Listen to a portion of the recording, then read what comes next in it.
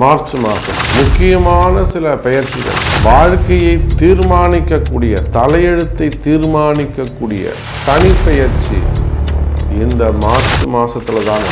எப்படி ஒரு சம்பவம் உலகத்தையே திரும்பி பார்க்க வைக்கதோ, எப்படி ஒரு நிகழ்ச்சி ஊரையே திரும்ப பார்க்க வைக்கதோ, அதை போல உங்கள் வாழ்க்கையை அனைவரையும் திரும்பி பார்க்க வைக்கக்கூடிய ஒரு முக்கியமான நிகழ்வு இந்த மார்ச் மாதத்தில். இந்த மார்ச் மாத சனிப்பெயர்ச்சியால் பலருக்கு சாதகமும் வெகு சிலருக்கு பாதகமாகவும் அமைகிறது. யாருக்கு பாதகம், யாருக்கு சாதகம், மார்ச் மாத ராசி பலன் உள்ளே முழு விவரமாக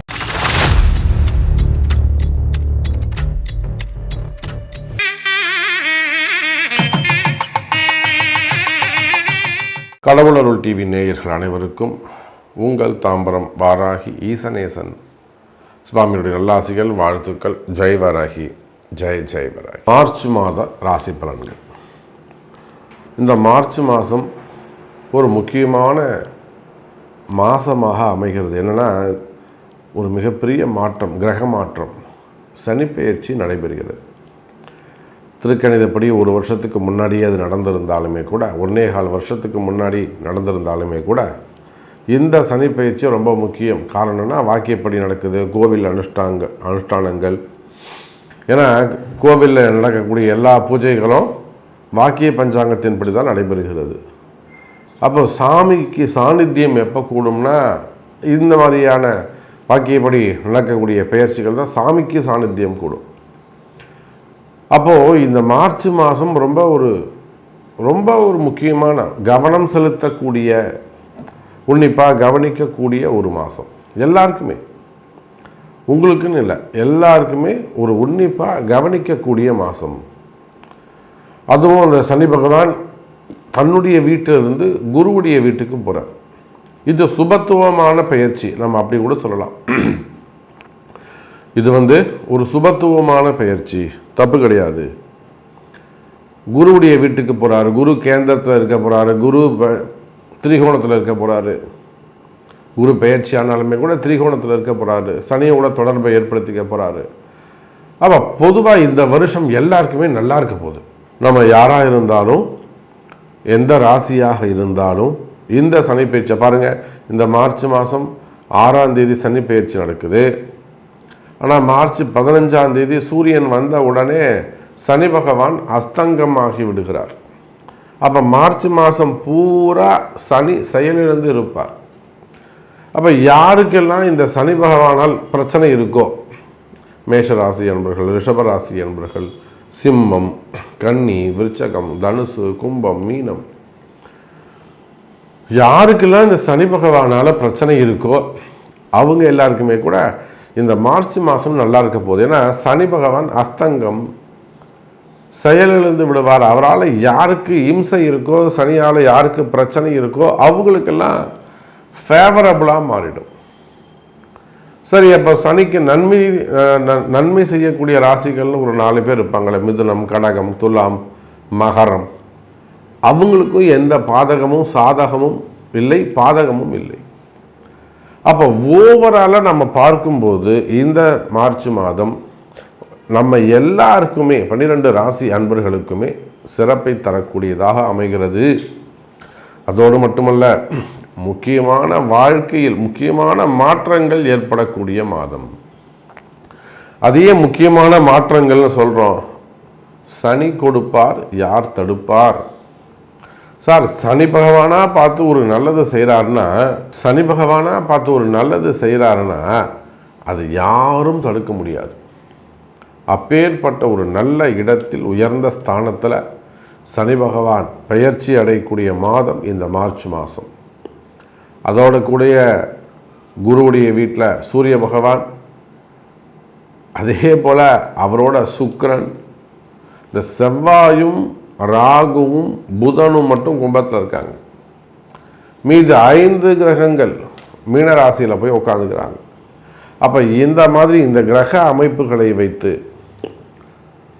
ஓரளவு சொல்லிட்டேன், எல்லாருக்குமே நல்லா இருக்க போகுதுன்னு சொல்லிட்டேன். ஆனால் ஸ்பெசிஃபிக்காக உங்கள் ராசிக்கு எப்படி இருக்குது, என்ன முக்கியமாக என்ன விஷயம் நடக்க போகுது அப்படிங்கிறத பார்த்துடலாம் வாருங்கள். கடகராசி.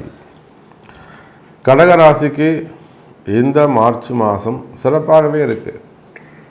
நான் தான் ஆரம்பத்திலே சொல்லிட்டேனே, கடகராசி ஒரு யோகமான ராசியாக அமையுது. காரணம் என்னென்னா, சனி பெயர்ச்சி நடந்துட்டால் முழுவதுமாக ஒரு 5 வருஷமாக இல்லை ஒரு 4 வருஷமாக, ஒரு சில கடகராசி அன்பர்கள் 6 வருஷமாக கூட தொடர்ந்து பல சரிவுகளை படிப்படியாக ஸ்டெப் பை ஸ்டெப்பாக 1 by 1 அப்படி குறைஞ்சிக்கிட்டே வந்திருக்கும். ஒரு இன்கம் குறைஞ்சிருக்கலாம், ஒரு சொத்து பத்து குறைஞ்சிருக்கலாம். ஒரு 10 வீடு வச்சுருந்தேன் சாமி, இன்றைக்கி ஒரே ஒரு வீடு தான் இருக்குது. 10 வண்டி வச்சுருந்தேன், 20 வண்டி வச்சுருந்தேன், என்கிட்ட 18 லாரி இருந்தது.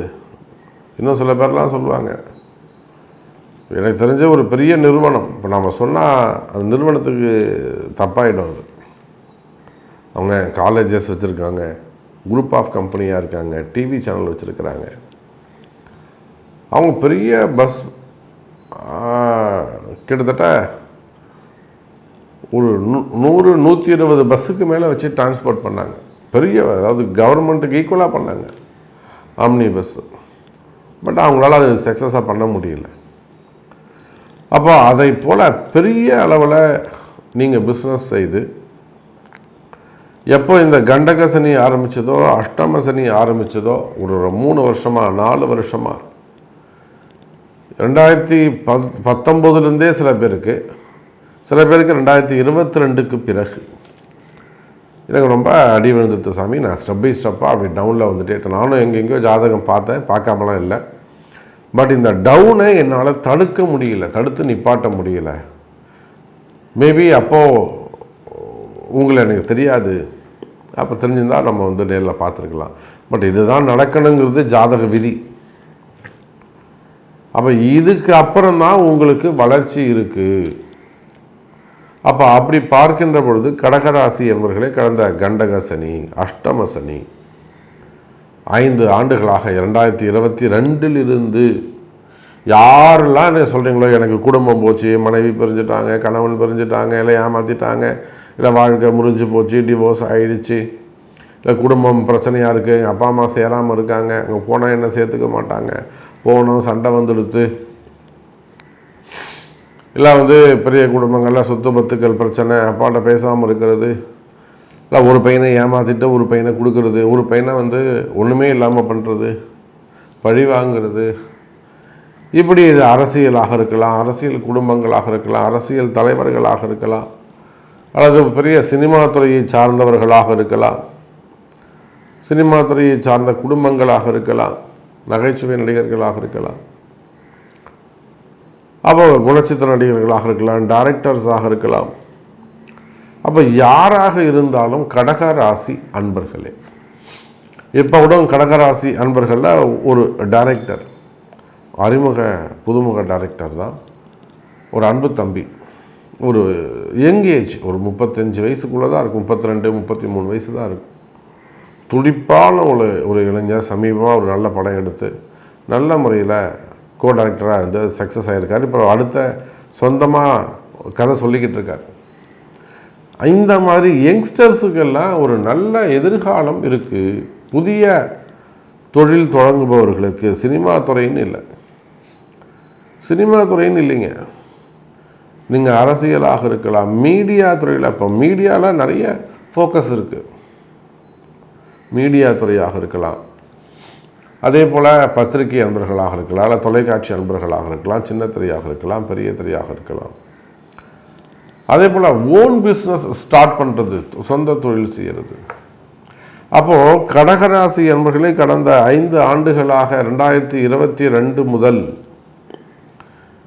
நான் நல்லா இருந்து சாமி 21 சிறப்பாக இருந்தேன். ஸோ நல்ல வருமானம், மாதம் எனக்கு ஒரு 2 லட்ச ரூபா வாடகை வந்தது. ஆனால் இப்போ வந்து பார்த்திங்கன்னா அது 10,000 குறைஞ்சி போச்சு.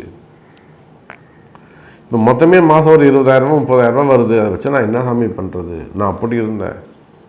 ஒரு குடும்பம் சொல்கிறாங்க, ஒரு ஜென்ஸ் மட்டும் வராரு, ஒரு பொண்ணை அழைச்சிட்டு வராரு, மனைவி இறந்துட்டாங்க சார். நல்லா இருந்த குடும்பம். அவர் வந்து கவர்மெண்ட் ஆஃபீஸராக இருந்து ரிட்டையர் ஆகிருக்காரு. வேலையில் இருந்தவர்களும் குடிக்கட்டி பிறந்திருக்காங்க. குடும்பம் சூப்பராக இருந்திருக்கு. ரிட்டையர் ஆனார். 2021 செப்டம்பரில் டக்குன்னு மனைவி இறந்துட்டாங்க. 2 பொம்பளை பசங்க, ஒரு பொண்ணை கட்டி கொடுத்துட்டாரு. இன்னொரு பொண்ணு உடல்நிலை ஆரோக்கிய குறைவு, கல்யாணம் பண்ண முடியாத, தாம்பத்தியம் வச்சுக்க முடியாத ஒரு சூழ்நிலை. அப்போது அந்த பொண்ணை ஆக்சுவலி ஒரு கோவிலாக போயின்னு இருக்காரு. அப்போ இதெல்லாம் நம்ம பார்க்குறோம், கண்கூடாக பார்க்குறோம். கடகராசினா அவங்க எப்பேற்பட்ட குடும்பங்களாக இருந்தாலும் அவங்க குடும்ப நிலைக்கு ஏற்ற மாதிரி இந்த கஷ்ட நஷ்டங்கள், ஏற்ற இறக்கங்கள் இருக்கும். அவங்க குடும்பத்துக்கு ஏற்ற மாதிரி கஷ்ட நஷ்டங்கள் இருக்கும். இவ்வளோதான் விஷயம். நான் சொல்கிறது ஒரு நார்மலான மிடில் பீப்புள்ஸு, ஒரு ஹையர் பீப்புள்ஸாக இருப்பாங்கன்னா அவங்களுக்கு அதுக்கேற்ற மாதிரி இருக்கும். அப்போ இதெல்லாம் இந்த கண்டக சனி செய்த வேலை, அஷ்டம சனி செய்த வேலை. அப்போ பாருங்கள் கடகராசி என்பர்களை, இந்த அஷ்டம சனியும் கண்டக சனியும் உங்களுக்கு எவ்வளவு தொல்லைகள் கொடுத்திருந்தாலும் அந்த கஷ்டங்கள் எல்லாம் விலகி இந்த மார்ச் மாதத்திலிருந்து நல்ல நேரம் ஆரம்பம். நீங்கள் யாராக இருந்தாலும் சரிதான், எந்த ஊரில் இருந்தாலும், எந்த நாட்டில் இருந்தாலும், எந்த ஸ்டேட்டில் இருந்தாலும், ஆண்களாக இருந்தாலும், பெண்களாக இருந்தாலும், குடும்ப தலைவர்களாக இருந்தாலும், குடும்ப பெண்களாக இருந்தாலும், அல்லது வெளியூர் அல்லது வெளி மாநிலங்களில் வெளிநாடுகளில் தங்கி படிக்கக்கூடிய ஸ்டூடெண்ட்டாக இருந்தாலும், வேலை பார்க்கக்கூடியவங்களாக இருந்தாலும், பிஸ்னஸ் பண்ணக்கூடியவங்களாக இருந்தாலும், அப்போ மாணவ செல்வங்களாக இருந்தாலும், வயோதிக பருவத்தில் இருந்தாலும், அரசு அதிகாரிகளாக இருந்தாலும், கவர்மெண்ட் ஆஃபீஸர்ஸ், அதுதான் ரொம்ப முக்கியம், அரசு அதிகாரிகள். அப்போ நீங்கள் யாராக இருந்தாலும் கடக ராசி அன்பர்களே, இந்த மார்ச் மாதம் சனிப்பெயர்ச்சி நடந்து முதல் மாதம் என்பதாலும் சனி பகவான் இந்த மாதம் முழுசும் அஸ்தங்கமாகி அடைந்திருப்பதாலும் ஒரு புது கல்யாணம் பண்ண ஜோர் தான். இந்த மாதம் மகிழ்ச்சியான மாதமாக இருக்கும். நீங்கள் நினச்சதையெல்லாம் நடக்கக்கூடிய மாதமாக இருக்கும்.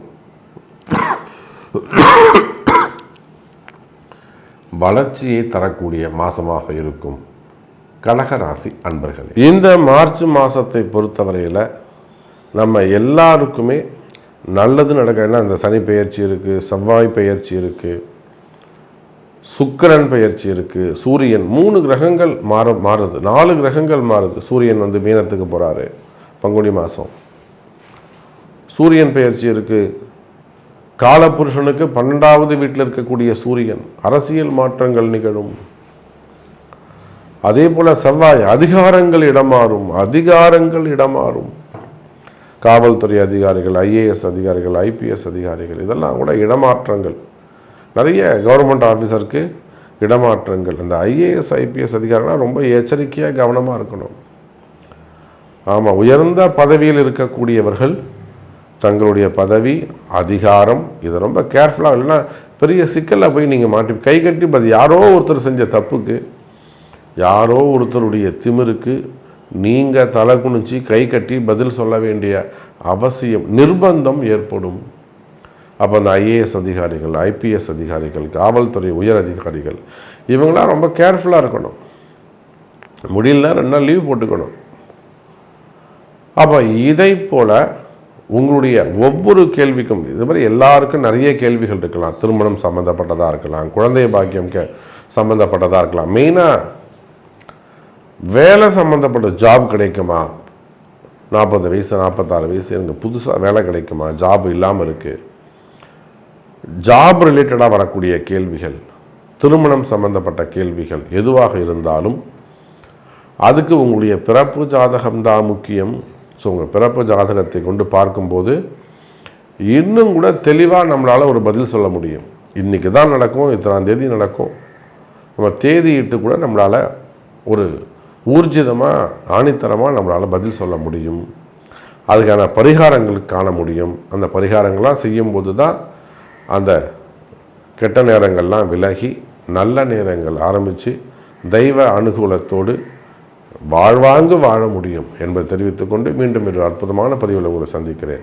நமச்சிவாயம். ஜெய் வராகி. கடவுள் அருள் டிவியை பார்த்தமைக்கு நன்றிகள். மேலும் இது போன்ற தகவல்களை தெரிந்து கொள்ள கடவுள் அருள் டிவியை சப்ஸ்கிரைப் செய்யுங்கள். மறக்காமல் பெல் ஐக்கானை கிளிக் செய்யுங்கள்.